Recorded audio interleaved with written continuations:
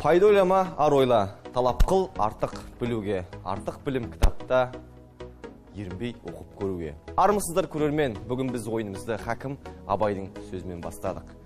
Атырау Квест бағдарламасы екінші кезең, үшінші ойын. Бүгін біз Абдол Сланов атындағы ғылыми әмбебап кітапханасында өткізетін боламыз. Ендеше екінші кезеңнің үшінші ойын біздермен бірге өткізетін Атырау пікірсайыс орталығының командасы Аполдықтар ортада. Команда тезірек, қалайсыздар? Күшті.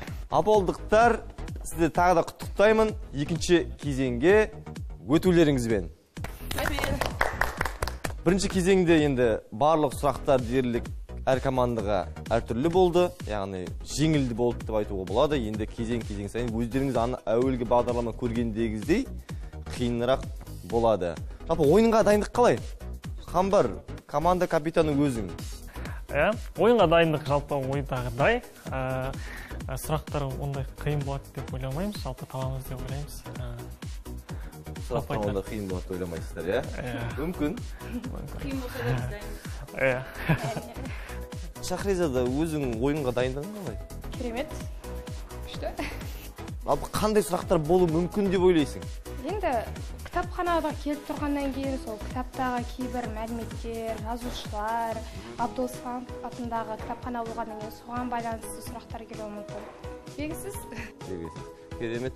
Бүгінгі біз ойынды осы ғимараттың ішінде өткізетін боламыз.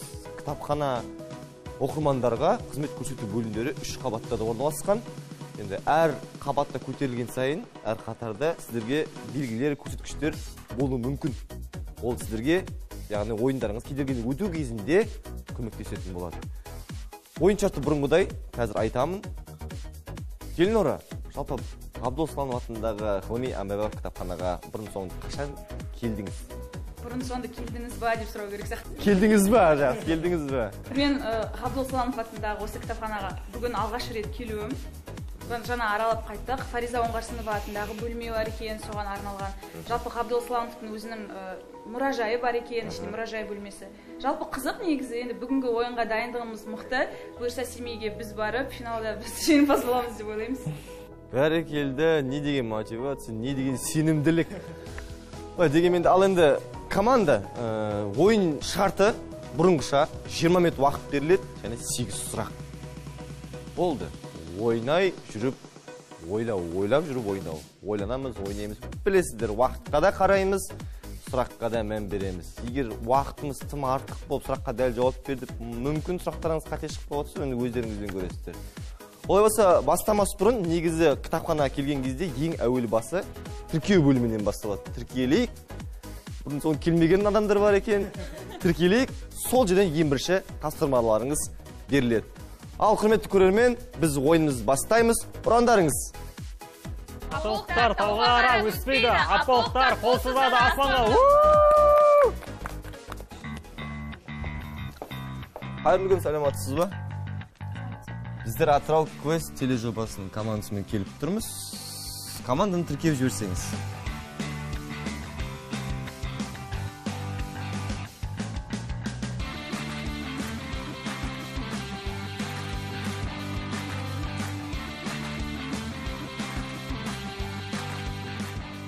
Ал команда, тіркеп болдыңыздар ма? Олай болса, біз бірінші қабаттағы мына залдан бастаймыз ойынымызды. Мына жерде қарап отырыңыздар, әр қабатта орналасқан залдың атаулары бар. Екінші қабатта, бірінші қабатта қарап алыңыздар. Керек болады. Кітабышылық есеп білім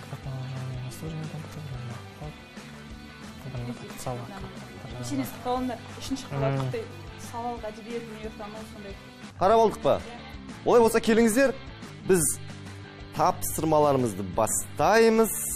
Ендеше уақыт 20 минут 8 сұрақ. Бірінші тапсырма осы залда болады. Ал кеттік, ал. Уақыт кетті.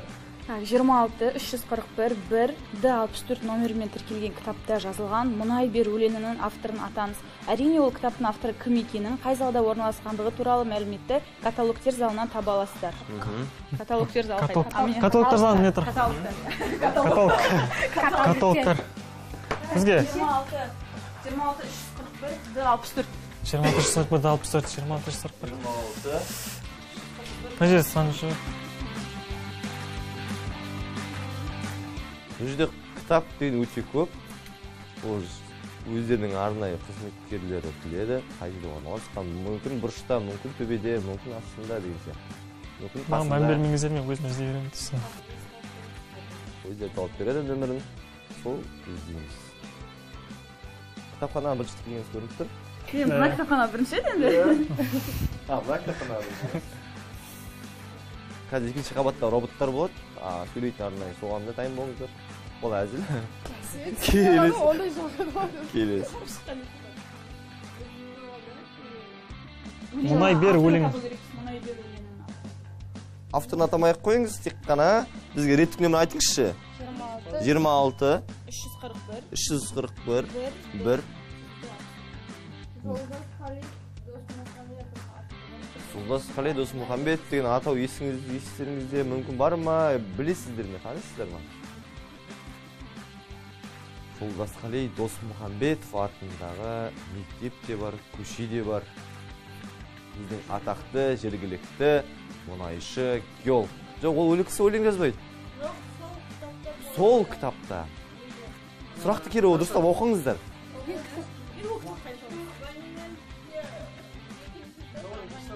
Екінші қабат мұнай залына барасыздар. Жоқ, бірінші этажда, команда сіздерге бірінші этажда, бірінші қабатта.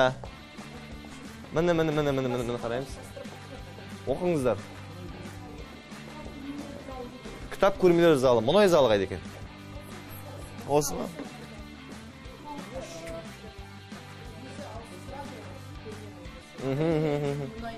Бүгін мұнай міне.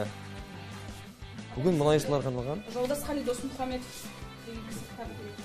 Жолдас Қали Досмұхамбетов деген.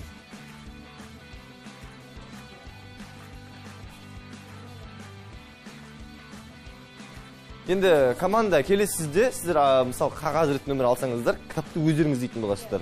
Хорошо. Ал кеттік. Бір жалғыз өлең шығаршын дегенсің. Ой, біз жоқ қой. Сырма жаңа. Міне мұнай бер.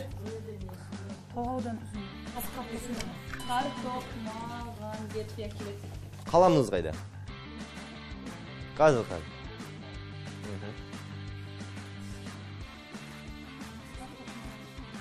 Келем екен.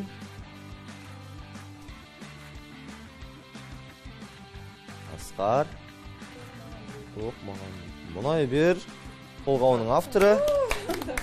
Дұрыс. Ал болса келесі сұраққа көштік. Екінші тапсырма. Білім салалары әдебиеттері абонементі бөлімінің көркем әдебиеттер арасынан Мұқағали Мақатаев кітабының 72-ші бетінде біздің желісімізге арнап жазған арнауын табыңыз. Білім салалары әдебиеттері абонементі ол бөлім қашта?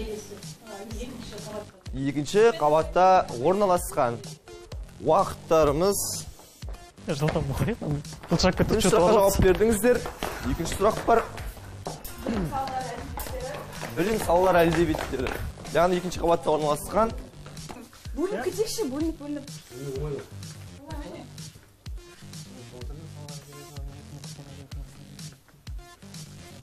Мұқағали Мақатаев кітаптар. Міне көріп тұрсам, жазып тұрып, Төлеген, Тәжбай, Илья Жахантар деп. Міне. Логикаға сүйенейік. Поэзия дейтін.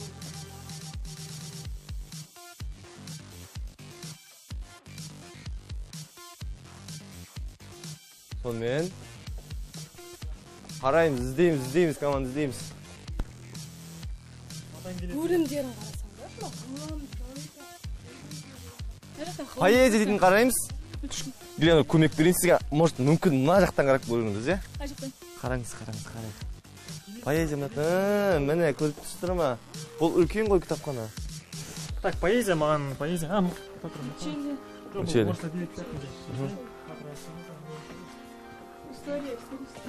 Еншімізде қанша уақыт қалды? 13 минут қалды, 7 минуттеріңіз кетті. Поэзия.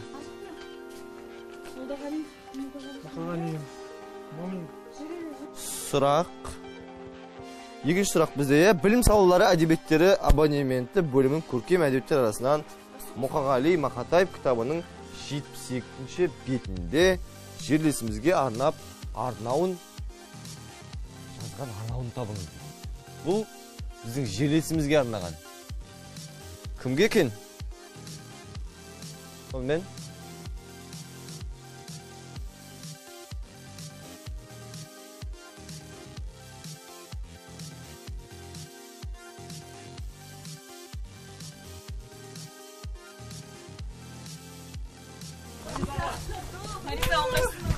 кімге екен? Жауын қарай, кімге екен? Келе ме қараңызшы әртіптер?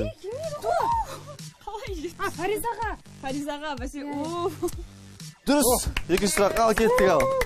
Уақыттарын жоғалтпаңыздар, еншілеріңізде 11 минут уақыт қалды. Үшінші тапсырма. Фариза оңғасын, биылғы жылы 75 жылдығы оқыңыз 75 жылдығы. ойланғаны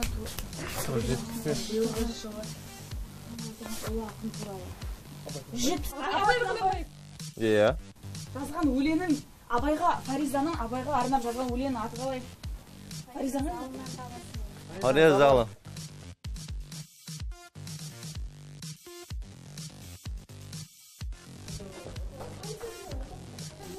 Сонымен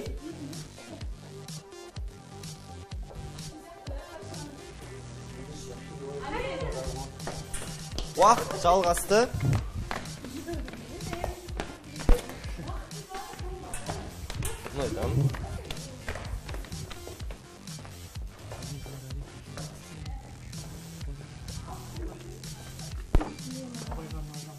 Абайға арналған дейді. Қосымша көмек берейін. Фариза Оңғарсынның толық шығармалар жинағынан таба аласыздар. Қайда толық шығармалар деңіздер? Өлең ғой да ол? Өлең ба? Өлең. Том дейді. Томдары бар. Міне. 2 томдық. Қай томында екен? Таптым, Абайды іздеу. Сонымен? Не істемейсің? Келді. Болды Келді ма? дұрыс. Дұрыс деп ойлайсыздар ма? Дұрыс сенде. Дұрыс. Кет. 4-ші тапсырма. Дилнура осы ойында бізге маған қарағанда лидер саны ол алып жүрді. Көптеген сұрақтарды сол тапты, көптеген ситуацияларды шеше білді. Енді осындай адамның болғаны өте қуаныштымыз. Әрине келесі тапсырма Абай Құнанбайұлына байланысты болатынын мен айтпасам да біліп тұрсыздар. Олай болса, 3-ақ нәрсе адамның қасиеті: ыстық қайрат, нұрлы ақыл, жылы жүрек туралы айтқан сөзі Абай атамыздың нешінші қара сөзінде жазылған. Мен білем, іздемей айтайықшы, 17-ші қара сөзі. Дұрыс па? 17-ші. Жашы 17-ші келіп тұр. Бірақ дұрыс емес болмай қалмасын. 17 сияқты. Абайдың қара сөзін бұрын барлығын оқыдыңыз ба? 45 қара сөзі бар, иә? Иә, мынау есінде қалып тұр. 17-ші келіп Дұрыс айтасыз. 4-ші тапсырмаларыңыз дұрыс. Мен негізі мектепте оқып жүрген кезде қазақ әдебиетін сүйіп оқитын, сүйікті пәндерімнің бірі болатын. Бірақ та мен таңдаған мамандық техникалық мамандық. Енді қазіргі таңда 45 қара сөзінің барлығы да есімде емес. Алайда осы 17-ші қара сөз сразу миымда өйтіп, орысша айтқанда мелькать етіп кетті дейді ғой. Сол қара сөзге тоқталып кететін болсақ, ол жақта қайрат, ақыл, жүрек үшеуі жаңағы өзара таласып, өнерлерін айтысып, кім мықтырақ, мен адамға мен жақынмын деп сөйтіп өнерлерін айтысады. Сосын үшеуі жауабын таба алмаған соң ғылымға барып жүгінеді. Сосын ғылым үшеуінің де айтқан сөздерін тыңдайды. Жүрек қайрат айтады: мен адамға жақынмын, мен күштімін. Ақыл айтады: менсіз ештеңе болмайды, адам өмір сүре алмайды деп. Сосын жүрек үндемей тұрады негізі. Сосын ғылым айтады: енді менің сөзім көп сөздер айтады. Қазір уақытты құртпай қойын. Ең соңғы сөзі: егер де үшеуін ала болсаңдар, онда мен жүректі жақтадым дейді. Себебі адам өз жүрегін таңдаса, онда ол ешқашан тура жолдан тайынбай, сондай жақсы адам болып қалады. 5-ші тапсырма. 5-ші тапсырма: оқу залына өтіңіз. Бұл ребусты шешуге Әл-Фарабиге арнайы ұйымдастырылған кітап көрмесі көмектеседі. Оқу залы. Оқу залы. Асықпаймыз, оқу залына өтеміз. Бұл білім орталығы, иә? Ал қараңыздар. Бірінші сұрақта Сұрақта дұрыстап оқыңыз. Шығыстан Аристотель. Шығыс Аристотель. Абу Насыр Аль-Фараби. Абу ма? Аль-Фарабидің ғылым тарихында өзіндік орны бар еңбегі. Ал тарих ғылым тарихында өзіндік орны бар. Логика ма? Логика. Ғылым тарихы, ғылым туралы. Келе ме екен? Қараңызшы. Логика ой келеді? жазып қойшы. Келеді ба? Дұрыс емес болып қалса ше қазір. Мына түрлері әртүрлі. Неше Вот мына алты әріп қой енді, алты әріпке бізге. метафизик, Аттар ғой бұлар. метафизика жоқ. Бұл логика сияқты. Логика сияқты басқасы келмейді. Логикаға. Дұрыс қой, мына жерде Аль-Фараби деген сөз шығады, сол кезде логика. Міне, келе жатырмыз. Келесі философия терминінің арабша атауы. Қыдан басталады? Қыдан басталады философия? Егер Әбсаттар Дербесалиевтің арқасы кітабын оқитын болсаңыздар, осы сөздер көп кездеседі. Қараш, ішін оқышы. Әбсаттар Дербесалиевтің кезінде Қазақстан елінің бас мүфтиі болған. Соның ішінде философия негізі араб тілінен алынған, иә, бізге келген сөз. Қандай бастау керек? Қыдан басталу керек. Қайдан білсін, точно айтамын. Енді Аль-Фараби деген сөз шығады.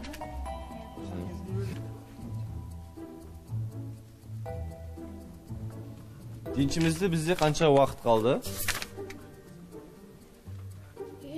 7 минут қалды. Фальсафа. Фальсафа. Міне, таптыңыздар. Фальсафа. Ана қай өтсе, қай кітапты қарадың? Келесі Аль-Фараби 80 жасында қай қалада қайтыс болды? Шарпы? Шам. Шам. Туралы. Так, Аль-Фараби туралы Арман шығармасының авторы. Арман. Соңғы әрпі Р. Үлкен арман керек адамға. Фамилиясын айтсам тауғаласыздар, иә? Айтыңызшы. Жеңілдік берейін бе? Аламыз да жеңілдік. Неше әріп? 6 әріп. Соңғысы Р. Şimdi karayelin şirti. Xanlar.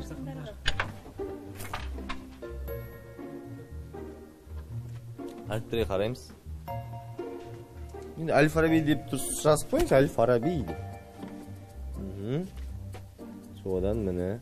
Мұхтар Әуезов или Шаханов? Сұрақты кері оқыңызшы. Аль-Фараби туралы Арман шығармасының авторы. Мұхтар Әуезов. Әуезов төлейсіз бе? Ақын емес қой. Енді ақын деген жоқ, шығармасына көз жазған шығармасы.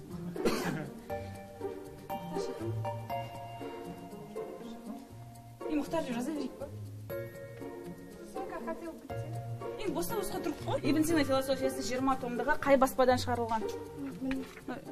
Жазушы. Дұрыс, мені керемет. Енді осы кітапханасының атын Ғабдол. Фарабидің ұстазы. Әйгілі Аристотель. Дұрыс. Философия терминін арабша атауын білмейді екен. Немесе ұмытып қалдым. Білмеймін, қазір есіме түсіре алмадым. Ал қалғандардың барлығы таныс, өйткені мен математика пәнінің мұғалімімін, болашақ. Яғни Әл-Фараби математик болғаннан кейін оның өмірбаянын бізге оқытады. Қалғандардың барлығы таныс. Сол жағынан қиналып қалдық. Ал кеттік ал. 6-шы тапсырма. Интернет залына өтіңіз. Есепті шешсеңіз, тапсырмаңызға жол ашасыз. Олай болса, есепті шешіп, шыққан санның тұсындағы сандарды теріп, телефон шалыңыз. Сұрақты осы номердің иесі береді. Енді интернет залына бару керек. Интернет залына барамыз. 3-ші қабатта орналасқан. Міне 3-теміз. Интернет зал. Ар жағында. Ал кеттік. Ал кеттік ал. Міне. Интернет залы.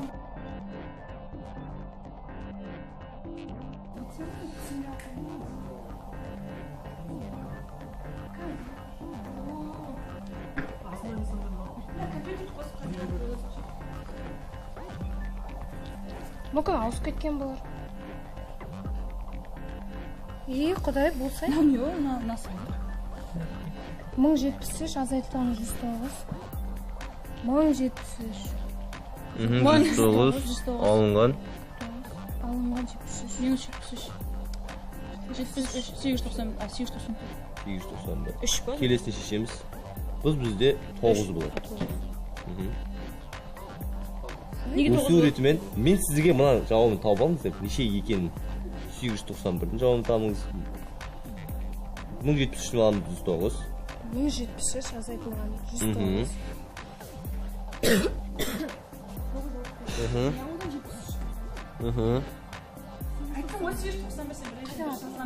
Интернет залынан ешкім келсін деп тұр, бізге айтыңыздаршы.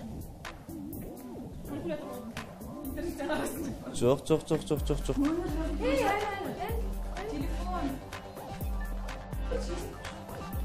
Шығарып алыңыздар.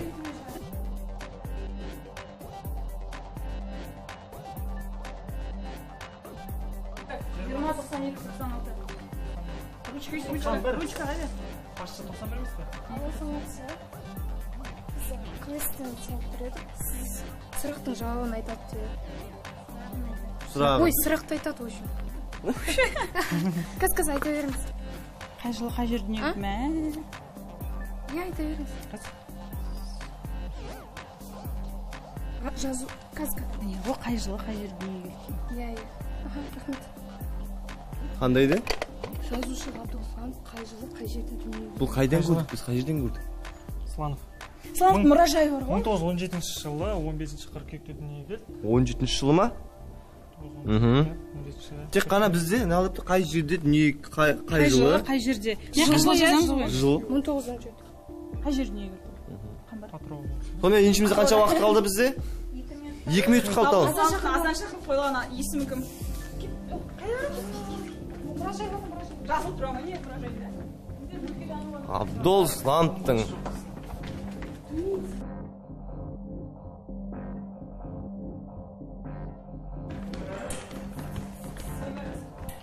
Сонымен бізде уақытымыз кетті. Абдол Слановтың шын есімі. Міне, картинаға қарайықшы. Алжайды сапарларда Сланов қаласында Сланов шаһарында Қадырханада кішкентай кезден бастап үшеумізді қарап отырамыз қарай беріңіз, басқаларына қараңыздар, уақыттарыңыз.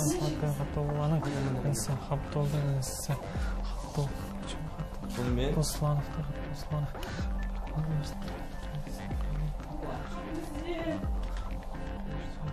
бұл жерде жазылмаған сияқты негізі оның несі есімдері. Сен шығарып қойған есімі, сен шығарып қойған есімі.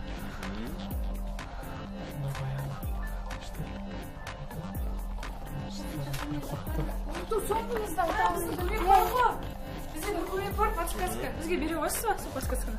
Дерек сөздер деген бар, кітаптан табасыздар. Дерек сөздер дейді, кітабын таба аласыздар. Ал міне сіздер соңғы сұраққа көмек алдыңыздар. Дерек сөздер деген кітабынан таба аласыздар. Дерек сөздері деген кітабынан. 1 минут қалды. Үстіндеміз бар. Қабдол Слановтың кітаптары екен. Дерек сөздері. Мына жерде басқа кітаптар жоқ та? Дерек сөздері. Дерек сөздері. Ескі жетілген. Может, ну...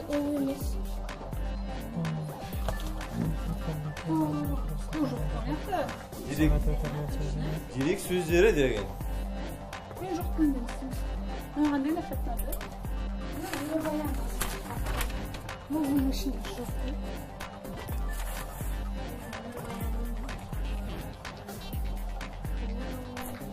Сонымен мен сіздерге сол басындағы 5 әріпті жеңілдік берейін. Ғабдол. Қалғанын табыңыздар. Абдолсланов. Қарай, әлі уақыттарыңыз бар. Ғабдолхамид. Хамид. Тұғына кітап түсір бол, көші-көші жазайыншы. Бол, қалы уақыттарыңыз. Қанша уақыт қалды? Міне соңғы сұрақ. 5, 4, 3, 2, 1. Уақыттарыңыз аяқталды. Ғабдол Хамид. Нәлі дұрыс жауап бердік. 8 сұрақ. Ең қиын болған сұрақ бізде Мүнше соңғы сұрақ сияқты бізге шын Ғабдол Слановтың ағамыздың азан қойған есімін табу. Сол кішкене қиындық болды және уақытты көбірек алды деп ойлаймын. Ойыныңыз қалай өтті? 20 минут. Ойын негізі 20 секундтай көз ашып жұмасы өтіп кетті. Негізі бүгінгі ойын Жалпы қиындау болды. Негізі. Қиындау болды. Шын айту керек, қиындау болды. Көп ізденісті талап ететін негізі. Олай болса, сіздер қазір сіздердің сұрақтарыңыз дұрыс екенін айтамыз.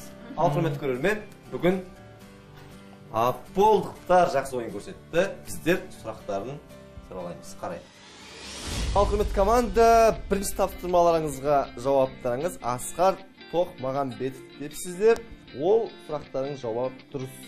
Екінші тапсырмаға Мұқағали Мақатаев кітабының жеткізілісінде біздің жерлесімізге арнап жазылған арнауын табыңыз. Ол Фаризаға дұрыс. Фариза Оңғарсынның биылғы жылы 175 жылдығын тойланғалы отырған ұлы ақын туралы жазған өлеңін тауып оқыңыз. Ол Абайды іздеу. Кім тапты? Дұрыс, Диляна.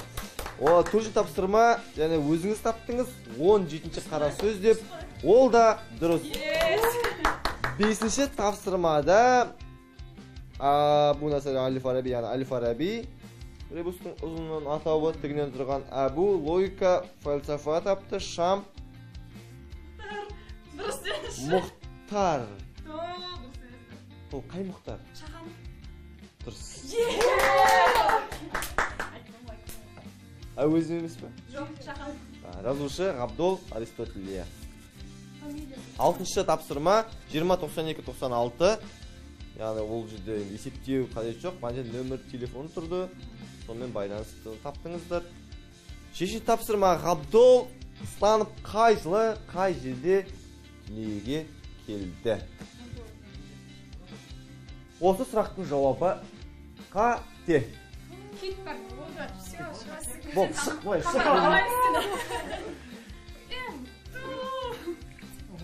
Кіре берісте бірінші қабатта біз қай жерден көрдіктігін сізге айттым? Жоқ. Ол 99 жыл ма дейсіз бе?